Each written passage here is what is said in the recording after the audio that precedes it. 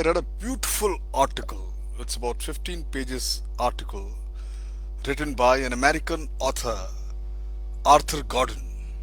And the article titled 6 Hours with Rudyard Kipling. It had certain lessons for the author. But once I finished, I thought it got a tremendous lessons for all of us. It was simply very educative besides being informative. In nutshell, what are the lessons author Gordon learned? I'm going to share with my audiences today for all of us to take the right advice from a wise man. I'm sure you all know who the Rudyard Kipling was. He was the person, the poet, journalist, born in India, and finally he died in UK.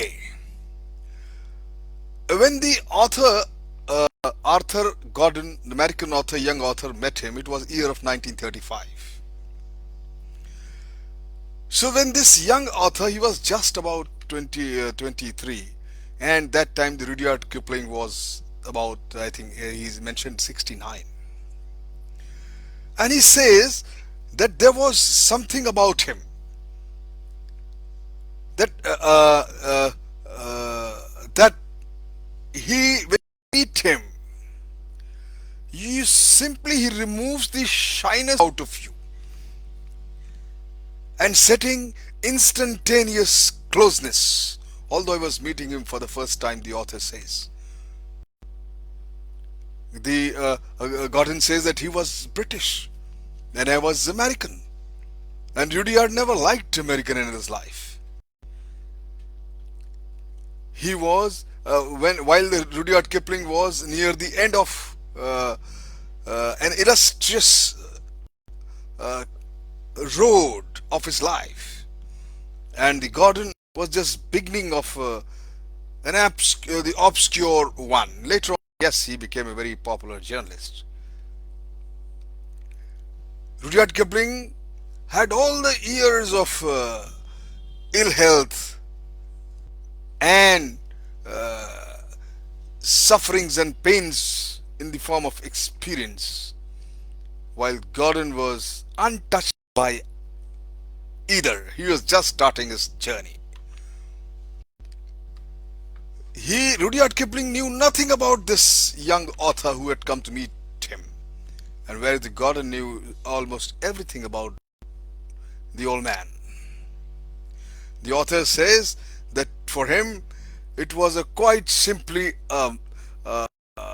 experience of lifetime, a miracle. The Gordon actually had gone for advice. He writes that he was very confused and he carried in his pocket a letter of offering a job for him as an teacher or an instructor in one of the American university. He Gordon never really wanted to become a teacher. He wanted to become a writer. So what he was desperately looking for and needed was someone of great wisdom and experience in the field of letters to tell him what to do, and he chose to meet Rudyard Kipling. So while he was welcomed in the house, Kipling takes him to the small walk in his garden, and there was a small pond in his house. And he started talking with Gordon. As he talked, the Gordon says that I began to forget my problems. He tossed words into the air, and they flashed like swords.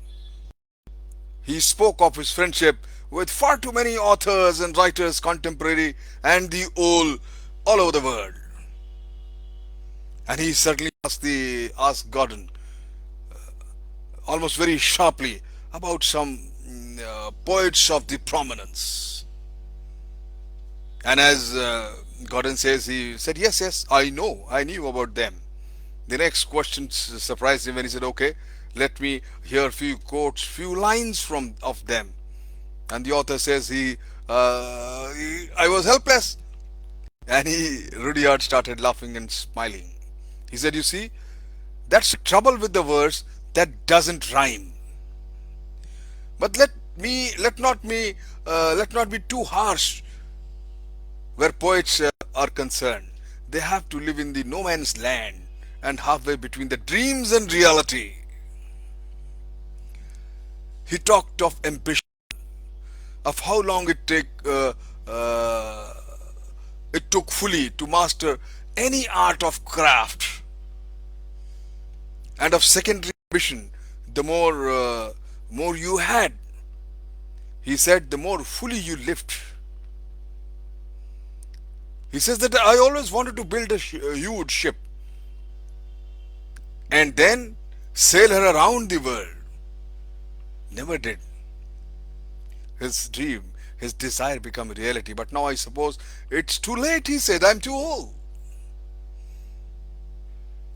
He lit a cigarette and looked at Gordon through the smoke. Said, and he said, do the things really you want to do if you possibly can. If you really want to do things what you possibly can, my friend, don't wait for circumstances to be exactly right. Don't wait for ideal conditions like I waited and I could not fulfill my dream now. You will find that there will never be an ideal situation for fulfilling your dream. Start now, immediately. My other, he says, unrealized ambition, he went on, was to be an archaeologist. For sheer gems, romance, and others' job can touch. He said, I could not. And then he said, when I was struggling to find an answer whether I should take my second desire, my dream to become an archaeologist, he pointed towards a sofa. He said, I just go there, I lie down there. And he smiled. And then Rudyard said, I just wait for my demons to tell me what to do whenever I am struck in this kind of contradictory thoughts, whenever I am indecisive about anything. Gordon asked him, what? Demons? Which demons? Rudyard smiled and he said, demons, he mean intuition, subconscious, whatever you want to call it, you can. Can you always hear him? Author says, I asked him. Rudyard replied very simply, no. Not always, but I learned long ago that it's the best way until you do. Best way to wait till you do. When your demon says nothing, actually he means no. And then he says, if you are endowed at one time with any significant energies, my friend, of talent, you may not as well resign yourself to the fact that throughout your life you will be carrying those coattail riders who will try to exploit you. But instead of fretting about this, you would better thank God for the qualities that attract the parasites and not waste time trying to shake them off. Beautiful advice. Then he talked about friendship.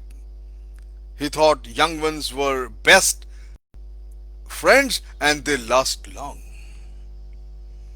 When you're young, he said, you're not afraid to give yourself away. You offer warmth, you offer curiosity, you offer sympathy without thinking anything else. But later in life, you start weighing anything what you give.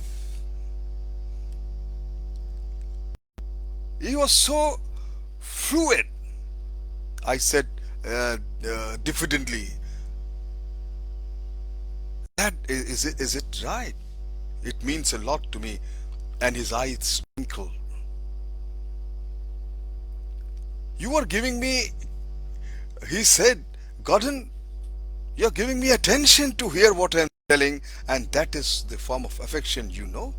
Giving attention to somebody who is talking to you It's expressing your love and affection for him. Gordon writes that looking back, he thinks that he knew all, Rudyard knew all his innocence,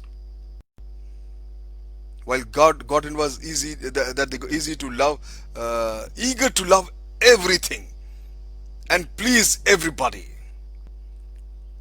And Rudyard was simply trying to warn him not to lose his own identity in this process. Time and again, Kipling came back to his this theme that the individual has always had the struggle to keep from being overwhelmed by the tribe. To be your own men is a hard business. He says. If you are, if you, he said, if you tried to be yourself, you would be lonely and often, and sometimes lonely often, and sometimes you will be even frightened. But he said, my dear child, no price is too high to pay for the privilege of owning yourself. So, my friend, this 6 hours with Kipling gave Gordon three most important lessons of life, and I think we all can have those lessons implemented in our life. We will have a better, peaceful, and a happy and a successful life. And what are those? I was just repeat. He said, do the things you really want to do. Don't wait for circumstances to be exactly right. When your intuition says nothing, it usually means no. And no price is too high, my friend, to pay for the privilege of owning yourself. Food for thought. Thank you very much.